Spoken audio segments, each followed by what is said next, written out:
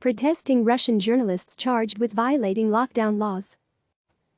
Moscow. Several prominent Russian journalists have been charged with violating laws on protesting and social distancing after being temporarily detained on Thursday in Moscow. They had been holding separate solo demonstrations in support of a jailed colleague, according to statements from their employers. The detention sparked outrage among local journalists and activists who argue that solo demonstrations are not forbidden by law and accuse local authorities for using the coronavirus lockdown as a suppression tool. At least 8 people were detained, then later released on Thursday, including Sergey Smirnov, chief editor of MediaZona, an online outlet that covers criminal justice and police activity in Russia, and journalists Tatyana Felgenhauer and Alexander Plushev of the Ekho Moskvy radio station. All detainees have been charged with violating laws on protesting, and 6 have also been charged with breaking the self-isolation restrictions, which could result in fines or jail time. The court hearings are expected within the next 2 weeks.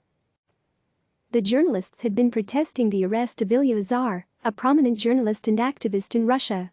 Azar was jailed for 15 days on Wednesday following his own solo demonstration in support of Vladimir Vorontsov, a former police officer who runs an outlet dedicated to exposing abuses within law enforcement. Police said at the time that Azar was being detained for violating a ban on mass gatherings during Moscow's lockdown, meant to slow the spread of coronavirus. He was subsequently charged with repeated violation of laws on protesting. Obviously, you can't hold mass demos amid the pandemic in order to prevent further spread, but a one-man protest is not a mass demo, either in its form or idea, Azar wrote on Facebook before his court hearing on Wednesday. To sum it up, using the pandemic and the general fear and apathy as cover, the people in power multiply their illegal acts, Azar added. They are seriously discussing holding the military parade in June, but I will be punished for a one-person demo. The Interior Ministry did not immediately respond to CNN's request for comment.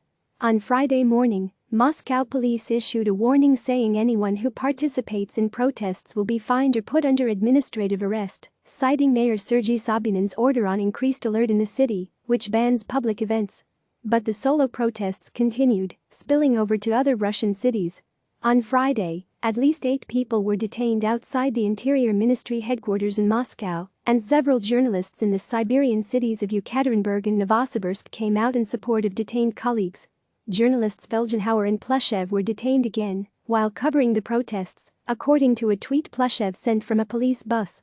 The head of the Russian branch of Amnesty International, Natalia Zvyagina, called the arrests a cowardly move against civil rights activists.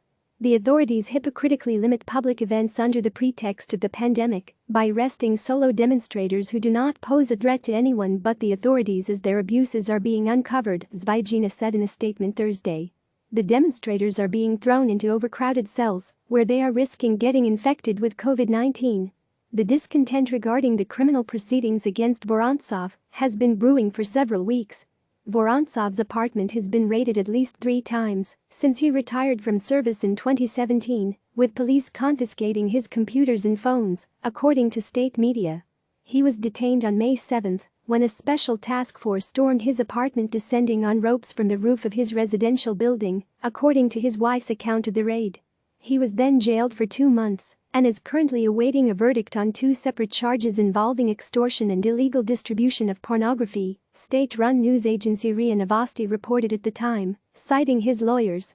Vorontsov denies these charges, saying the case is politically motivated and linked to his activism. His platform, called Police Ombudsman, has amassed about 500,000 followers on social media. Vorontsov has been hailed as an unofficial union leader for law enforcement officers as the project reported on a suicide wave among police, caused in part by what it called a race for crime-solving rate, and published other stories about a hostile work environment and overwork among officers. Click subscribe to receive the latest news.